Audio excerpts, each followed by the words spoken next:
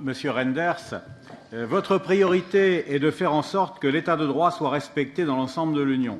Et vous disposerez de deux moyens pour l'essentiel pour y parvenir. D'une part, l'examen périodique de la situation de chaque État, ce que vous appelez de façon un peu inquiétante, à mon sens, un processus annuel inclusif, et d'autre part, des sanctions financières. Est-ce que vous ne pensez pas que tout cela va réaliser une immixtion excessive dans le fonctionnement interne des États membres? Ma question se pose d'autant plus que vous avez une conception très extensive de l'état de droit, puisque dans votre réponse écrite, vous avez expliqué qu'il incluait, selon vous, je vous cite, le combat pour la justice sociale dans son acception la plus large. Donc, est-ce que cela ne va pas vous permettre de vous en prendre non seulement à la Hongrie et à la Pologne, mais aussi à la France, puisque en France, le mouvement des Gilets jaunes remet en cause l'absence de justice sociale. Et puis, puisque vous serez une sorte d'accusateur public européen, un Fouquier-Tinville de la Commission, est-ce que vous aurez vraiment les moyens de votre politique? Parce que, d'une part, vous allez être concurrencé par Mme Jourova et par le commissaire grec, qui ont à peu près les mêmes compétences que vous dans le respect des valeurs. Et d'autre part, vous cumulez aujourd'hui en Belgique 3 postes. Ministre des Affaires étrangères, ministre de la Défense, informateur royal. C'est une situation unique dans l'Union européenne. Comment comptez-vous surmonter ces handicaps? Merci pour votre question. Il y a évidemment peu d'informateurs royaux dans un certain nombre d'États membres. Je crois que vous connaissez la situation en France en particulier. En revenant alors à la situation en ce qui concerne l'état de droit, je crois que justement ce que nous essayons de faire à travers le mécanisme, c'est ce que demande d'ailleurs le Parlement depuis ses propositions d'octobre 2016, c'est ce que j'ai demandé depuis plusieurs années au Conseil à travers la demande de peer review, c'est d'analyser la situation dans tous les États de manière non discriminatoire. Alors vous dites, va-t-on aller assez loin ou trop loin dans la démarche? Mais un peu comme on le fait en matière budgétaire. Vous savez, aujourd'hui, il y a une analyse et des recommandations des critères économiques de l'Union européenne très fortes au niveau du Conseil et de la Commission, avec dès lors une situation non discriminatoire pour l'ensemble des États membres, mais plus active si un problème plus important se pose dans un État. Ce sera la même chose en termes de mécanisme, en tout cas. Si l'on regarde l'état de droit dans tous les États membres, il y aura des recommandations, des critiques, avec un rôle, vous avez dit inclusif, oui, on va essayer de travailler, évidemment, de dialoguer avec les États, mais on va aussi le faire sans discrimination et surtout de manière préventive, d'éviter que ne se développent des situations qui peuvent entraîner de vraies violations.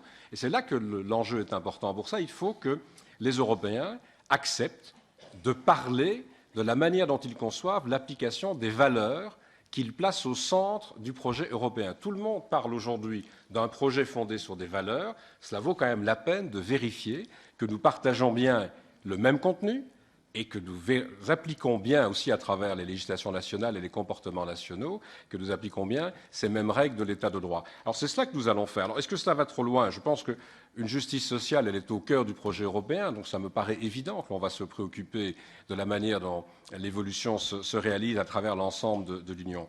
Maintenant, moi ce que je souhaite, je l'ai dit tout à l'heure, c'est que l'on travaille ensemble sur ce thème. Et donc la Commission viendra... Vous parliez de Mme Jourova, elle va venir avec un rapport sur la Charte des droits fondamentaux.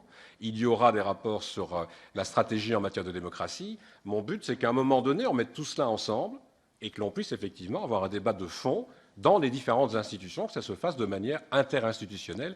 Le Parlement y a sa pleine place.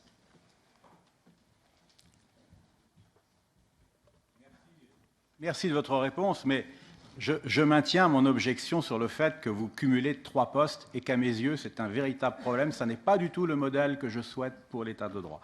Je voudrais rebondir sur ce que vous avez dit tout à l'heure avant la coupure de courant. Vous avez dit de façon très juste, à mon sens, que la coopération est préférable à la sanction. Mais une fois que vous avez dit ça, vous êtes revenu immédiatement à votre logique de sanction qui m'inquiète beaucoup. Vous avez notamment dit qu'il fallait établir une conditionnalité entre le cadre financier et le respect de l'état de droit. Vous venez d'ailleurs de réitérer ce propos. Et puis vous avez aussi dénoncé la rhétorique nationaliste. Vous avez dénoncé, je vous cite, ces nations qui cherchent à dominer et non à coopérer. Alors là, je vous avoue qu'au sein de l'Union européenne, je ne vois pas très bien à quel État vous faites allusion. Mais tout cela dénote, selon moi, une vision très intégratrice de l'Union, d'où mes questions. Quel est votre modèle européen? Souhaitez-vous un État fédéral européen? Et quelle place réservez-vous à la liberté de chaque nation européenne? Monsieur Le Breton, d'abord, vous rassurez, si vous me faites confiance, je souhaite abandonner le plus vite possible les 3 fonctions que j'occupe en Belgique. Le deuxième élément, c'est que, bien entendu, quand je parle dans mon introduction de nations, tout le monde peut identifier des nations en dehors de l'Union européenne qui ont cette capacité aujourd'hui d'agir de plus en plus de manière unilatérale et de moins en moins de participer au projet multilatéral que nous défendons et que j'ai rappelé aussi dans cette introduction, parce que l'Europe, c'est un modèle d'action multilatérale particulièrement développé, que des États, vous demandiez la place que les États peuvent avoir, mais que les États décident d'organiser eux-mêmes. Il faut toujours rappeler que le projet européen est fondé sur la volonté des États d'avancer plus ou moins dans une collaboration entre eux. Et je souhaite vraiment laisser une place importante aux États dans la manière de mener des politiques. C'est d'ailleurs le cas aujourd'hui, on le sait. Mais chaque fois que nous estimerons qu'il y a une plus-value à une action en commun, surtout face à des acteurs internationaux d'ailleurs, ça vaudra la peine de se poser la question de savoir si la décision ne doit pas être prise au niveau européen. C'est ça l'équilibre à mettre en place. Et je voudrais